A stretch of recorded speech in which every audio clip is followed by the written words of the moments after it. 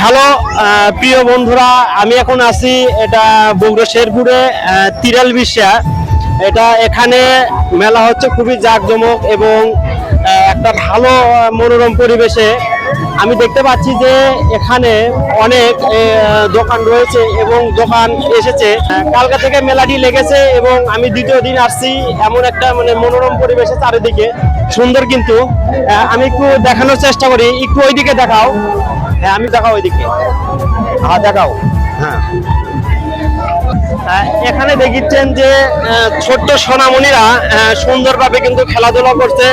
এবং একটু ওইদিকে দেখাও, নাগরদোলা দেখেন, খুব সুন্দর একটা পরিবেশে নাগরদোলা রয়েছে এবং এই সুন্দর একটা, হ্যাঁ দেখাও ভিউটা, দেখাও চতুর্মুড়ার ভিউটা, দেখাও চতুর্মুড়া।